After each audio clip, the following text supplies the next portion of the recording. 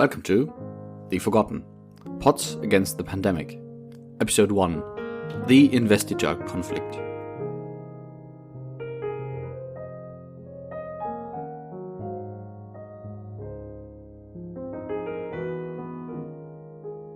The relationship between state and religion has been an issue for more than an entire millennium, and in some states, even to this date. But the idea of outright war between the two, or the deposing of a pope by a monarch and vice versa, seem a little odd, especially by modern standards. While I chuckle at the picture of Angela Merkel telling Pope Francis very rudely to naff off and the Pope responding with telling every German citizen to rebel against her, I'm afraid I will never see this happen in real life. Let's go back to a time where basically that is exactly what happened. Welcome to the Investiture Conflict, a conflict started by two people that wanted to exert power over the other's domain, and, in some way, both failed at succeeding.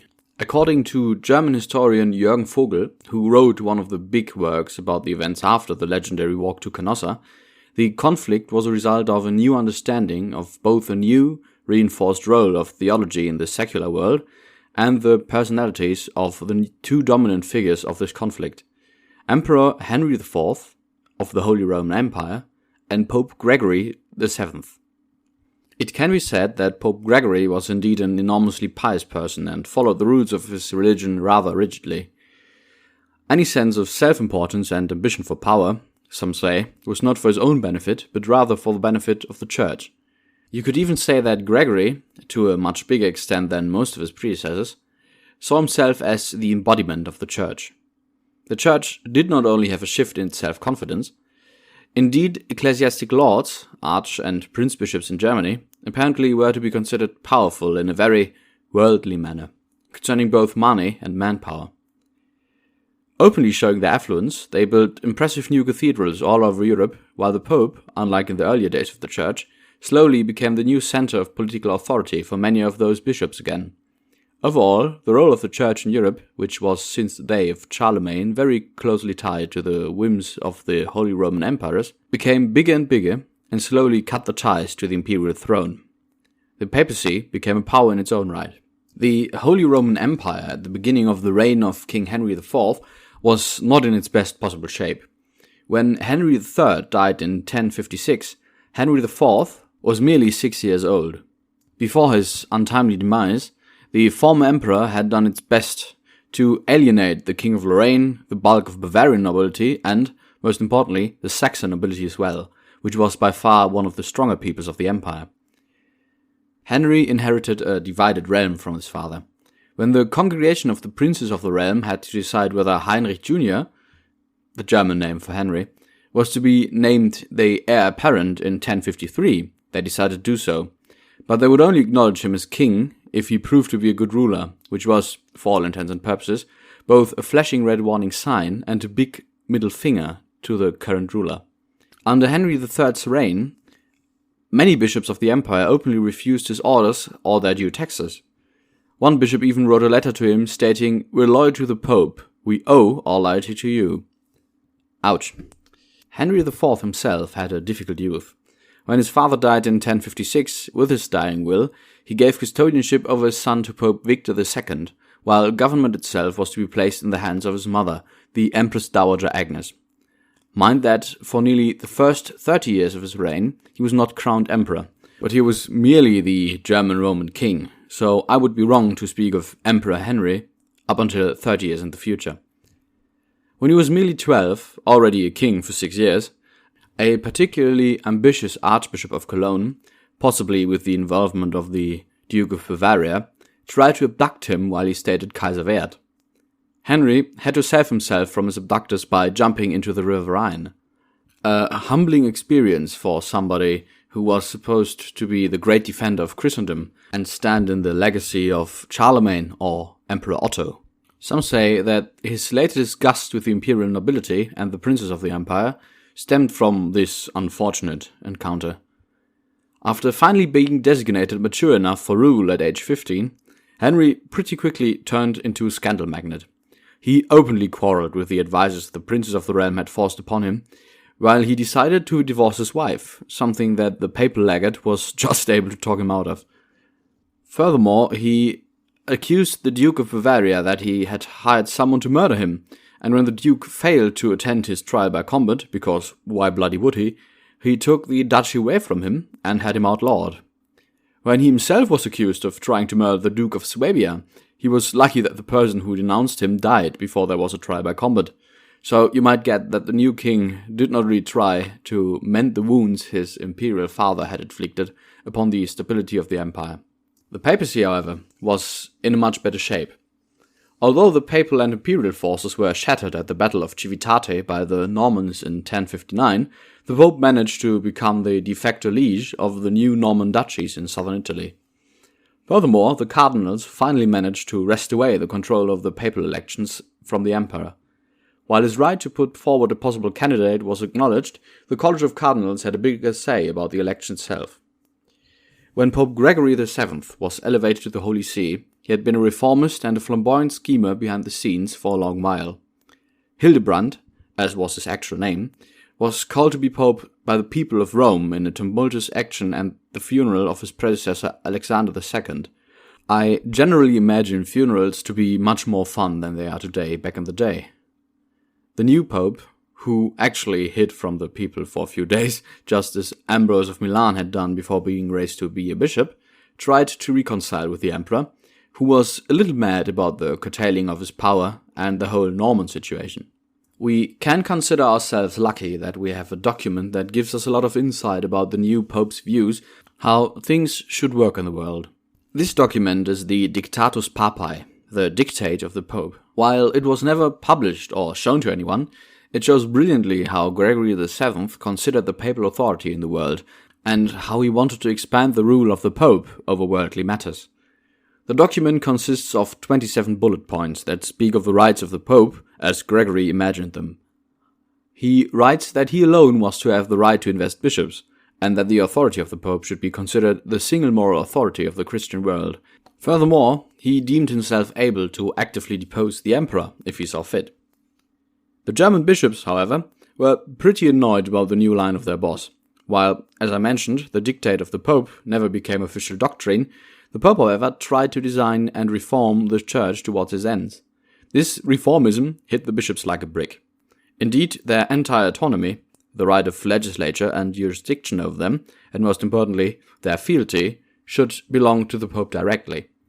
While the situation was already developing towards this slowly, Gregory may have overdone it a little at this moment. While the king was at first siding with the Pope, his interference in ecclesiastical affairs, especially in Milan, where conflict with local religious authorities plagued the authority of the Holy See, quickly brought him into open conflict with the Pope. He simply invested a bishop of his choosing to end the conflict, and as such claimed the right to invest any bishop he saw fit. He quickly allied with the bulk of the German bishops. The Investiture Conflict was finally on. What follows could be described as the world's first state propaganda slugging match. Indeed, German historian Karl Erdmann wrote in 1936, especially because it was a daring undertaking to depose a pope not in Rome, but from Germany, it was attempted to give this action special weight by formulating an appeal to the public. At this time, Germany has shown something like a public opinion for the first time. It would be remiss of me not to mention how this battle came to place, because upon celebrating his new alliance with the ecclesiarchy of the empire at the Hoftag in January 1076, the emperor decided to send Pope Gregory VII, still the vicar of Christ on earth and moral authority of Christendom, an incredibly spiteful letter, which I fear I will have to quote significant parts of, because it's just such an exhilarating read. Henry, king not through usurpation, but through the holy ordination of God, to Hildebrand, at present not pope, but false monk. Such greeting as this hast thou merited through thy disturbances, inasmuch as there is no grade in the church which thou hast omitted, to make a partaker not of honour, but of confusion, not of benediction, but of malediction. For, to mention few and especial cases out of many, not only hast thou not feared to lay hands upon the rulers of the Holy Church, the anointed of the Lord, the archbishops, namely, bishops and priests, but thou hast trodden them under foot like slaves ignorant of what their master is doing. Thou hast won favour from the common herd by crushing them. Thou hast looked upon all of them as knowing nothing, upon thy sole self, moreover, as knowing all things. This knowledge, however, thou hast used not for edification, but for destruction. So that with reason we believe that Saint Gregory, whose name thou hast usurped for thyself, was prophesying concerning thee when he said, The pride of him who is in power increases the more, the greater the number of those subject to him, and he thinks that he himself can do more than all. And we, indeed, have endured all this, being eager to guard the honour of the apostolic see. Thou, however, hast understood our humility to be fair, and hast not, accordingly, shunned to rise up against the royal power conferred upon us by God, daring to threaten to divest us of it. As if we had received our kingdom from thee, as if the kingdom and the empire were in thine and not in God's hand.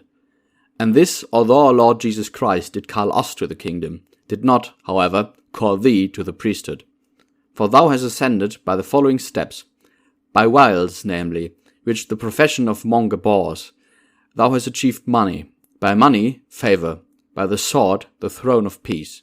And from the throne of peace thou hast disturbed peace, inasmuch as thou hast armed subjects against those in authority over them, inasmuch as thou, who wert not called, hast taught that our bishops called of God are to be despised. On me also, who, although unworthy to be among the anointed, have nevertheless been anointed to the kingdom, thou hast lain thy hand. Me, who as the tradition of the Holy Fathers teaches, declaring that I am not to be deposed for any crime unless, which God forbid, I should have strayed from the faith. I am subject to the judgment of God alone. For the wisdom of the Holy Fathers committed even Julian the apostate not to themselves, but to God alone, to be judged and to be deposed. For himself the true Pope, Peter, also exclaims, Fear God, honour the king. But thou, who dost not fear God, dost dishonour me, his appointed one.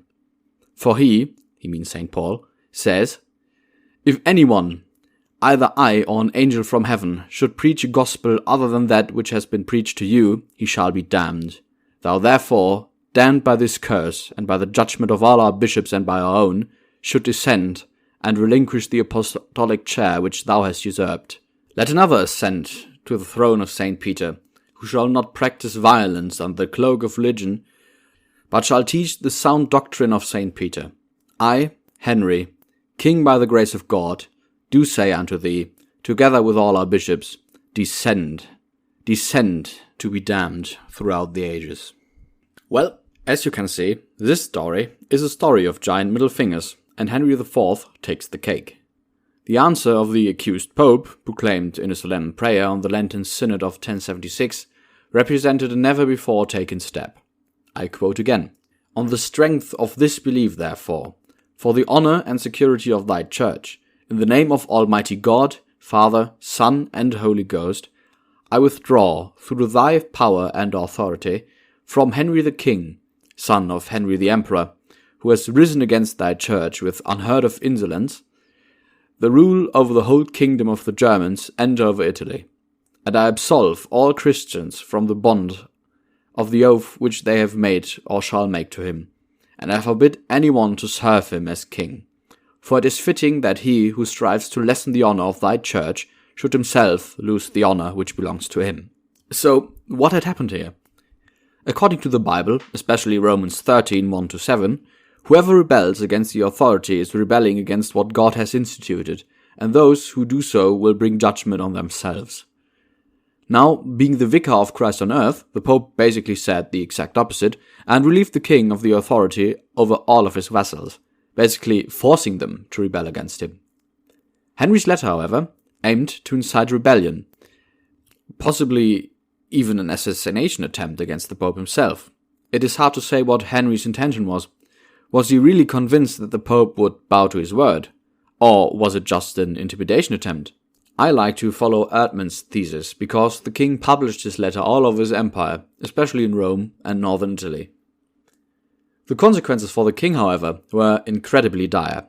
He had wagered a lot attacking the Pope in such an insulting fashion, and while he probably expected to be applauded by the Roman and northern Italian nobility, he had miscalculated greatly. The bishops, formerly unwavering on the side of the king, and pretty much all the reason that Henry had confronted the Pope so boldly, collapsed rather quickly and abandoned his cause. The Saxons, whom Henry previously fought a brutal war against, rose up in rebellion and named an opposing king. Quickly, they gathered with their southern German allies in Tribur, Franconia, and Henry, hopelessly outnumbered with his forces, camped in Oppenheim, on the other side of the Rhine. The Fürstentag zu Tribur in October 1076, the negotiations between the rebellious princes and the king, should decide his fate. Firstly, the princes could not agree on a course of action, but even as the king openly renounced his letter from January, they were still not inclined to renew their oaths of allegiance to him.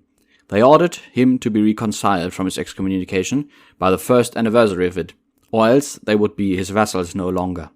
Henry had to repent. What followed then is a story every German schoolchild knows. Henry crossed the Alps with only a few men at his side, on foot. After the crossing, he went to Canossa, to the south of the city of Parma, where, conveniently, the Pope had made a stop on his way to northern Italy. According to the popular tale, Henry, barefoot and only wearing sinner's rags, went to the front door of the castle and cried and wept and screamed for the Pope to hear him out and let him in. He is said to have stood there for 3 days from dusk till dawn until the Pope finally let him in, reconciled him, and that's how the Investiture Conflict ended. Even a popular German documentary series, a 10-part series called Die Deutschen, check it out, it's on Netflix, from my childhood, which I believe every German has seen by now, propagates this story. In German, nach Canossa gehen, going to Canossa, is still a popular way of saying someone is begging for forgiveness for his actions. Well, as you might have guessed from my way of telling it, many historians consider this story to be complete and utter nonsense. While Henry did indeed go to Canossa with only a small retinue, the part with the happy end and the weeping and screaming is probably a myth.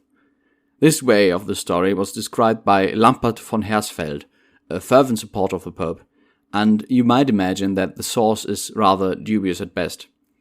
Other sources for this side of the story were people we do not even know the function of, literally some Saxon named Bruno and some Swabian named Berthold, who, at the time, were on the wrong side of the Alps, but wrote the stories down as if they had stood right next to the king. It was way more likely that the entire event had the charm of a diplomatic meeting, with any hard feelings and absolutely no embarrassment for the king. It would be wrong to say, however, that the investiture crisis ended here.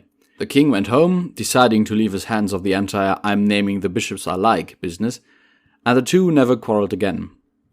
What Henry did instead was the exact opposite. He deposed the princes who had rebelled against him quickly, even with the help of the Pope, stopped the opposing king Rudolf von Rheinfelden from being elected king, and even defeated him in a first battle at Melrichstadt in 1078. He reinforced the so-called Reichsministerialien, who, formed by the lesser nobility, were supposed to run the day-to-day business of the empire, only reporting to the king himself. Exactly 2 years after the Lenten Synod of 1076, at the Lenten Synod of 1078, the Pope renewed the prohibition of the investiture of bishops by laymen, explicitly stating that the king was a layman too. And guess what? The king did not give a damn again. So guess what again? He was excommunicated a second time. This time, however, the king had incredibly quickly united large chunks of the empire behind him, and this time it would be not as easy for the Pope to force him to come crawling to Canossa again. Indeed, the new excommunication reinforced the king's party in their beliefs, so much that, after 2 years of indecisive warfare, they raised an anti-pope of their own, who finally crowned Henry IV Emperor of the Holy Roman Empire in 1084. The Pope himself lost his champion, the reinstated Rudolf von Rheinfelden, after another indecisive battle where he succumbed to his wounds later that same year. The party of Henry IV claimed this to be divine intervention, and decided to bring the war to Italy itself, even though the Saxons at home were still not subdued. The Pope called in his Norman vassals to defend him, but once they entered Rome in 1084, they decided to loot the city. The angry Roman populace and many of his loyal cardinals decided that it was time for Gregory to go. Deposed and exiled, one of the greatest, most ambitious popes, died 1 year later in 1085. This, as you might have guessed, still was not the end. Indeed, the civil war in Germany still dragged on, and the new Pope, Urban II, there was actually one in between, Victor III, who is not worth mentioning for the story, would eventually be the Deus Vult guy who called for the First Crusade, did not think of submitting. The war raged on for years to come, with episodes such as the betrayal of Henry by his eldest son Conrad, who declared himself King of Italy and waged war against his father. After years and years of unsuccessful warfare, with both sides not being able to win a decisive battle or siege of the important cities, in 1104 Henry's son had enough, and deposed his father, to rise to the throne as Henry V. The old emperor died of cancer in 1106, and was not properly buried until he was reconciled in 1111. Yet the situation continued just as before. The popes always found new people to raise to kingship to fight against the unjust kings in Germany, and while the first campaigns of Henry V were quite stunning in their triumph, the empire fractured more and more. For the sake of stringency, I will skip over those periods of continuous warfare, the Crusade and the death of Pope Urban, to bring this tale of the Investiture Conflict to a decisive end. After Henry V had managed to capture the reigning Pope Paschalis II, he decided it was time to start investing some bishops again. He probably thought, hey, if the Pope is in my custody, well, the papal legates and the College of Cardinals, of course. So in what is basically Excommunicated and Angry About It Part 3, the Emperor, again with the empire ablaze with rebellion in Saxony, marched down to Italy and waged war again. Seriously, it's starting to get ridiculous right now. When Pope Paschalis died imprisoned, 2 new popes rose up, who immediately went at each other's throats, and both of them were good for nothing. In exile, in the French city of Cluny, Calixte II was elevated onto the Holy See in 1119, and this time someone was serious about ending the entire crisis. After a little more warmongering in 1121, a first peace was signed in Würzburg, which was followed by the Concordat of Worms in 1122. The emperor, seeing that his realm was coming apart more with every day of the war, finally decided to let the issue of investiture go. Furthermore, and this is surprisingly the important part, it was decided that the sacerdotium was always dominant over the regnum, and the spiritualities were dominant over the temporalities. Wait, what? What are those words? And what do they have to do with our story? Well, apart from the apparent issue of investiture, this entire conflict was a conflict of the role of what is basically state, the regnum, and the church, the sacerdotium, in the empire and basically the world. The spiritualities, the spiritual part of the reign, was, as of the Concordat of Worms, considered more important than the actual worldly rule, the temporalities. In exchange, the princes of the empire were committed to support the empire structurally and guard the integrity of the imperial throne, in fact decreasing their autonomy to wage war against the emperor. The pope should stand watch over this new imperial integrity. Rather problematically, the untimely death of Emperor Henry V in 1125 threw the empire into renewed turmoil. So, the church had won a pretty major victory, hadn't it? Well, not exactly. I'd like to quote my political theory professor, Dr. Carsten Fischer, who, in his book about the role of religion in liberal constitutional states, summed up this conflict very well. With this distinction of the worldly from the predominant spiritual matters, which had its footing in the writings of Bishop Ivo of Chartres, the medieval kingdom had, for the first time, lost some part of its sacred ordination, but simultaneously, at least on a theoretical level, the prerequisites of the autonomy of an earthly sphere were created.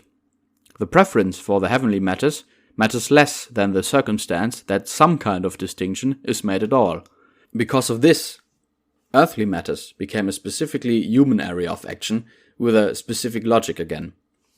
He continues that this re-emergence of worldly affairs, which had been completely ignored since the teachings of Augustine of Hippo, made the renaissance of Greek philosophy and especially scholasticism possible and attractive.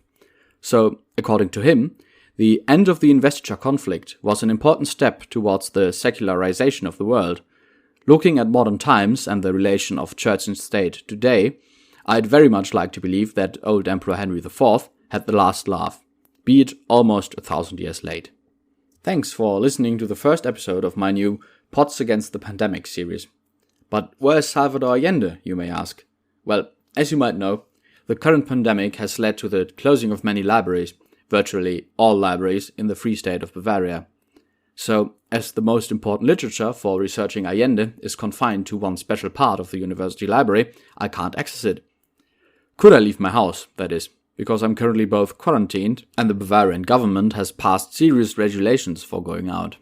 So basically, I spend my days inside, and I know many of you must live with quarantine or regulations as well. I hope with some episodes I can bring some joy to these dire and boring days.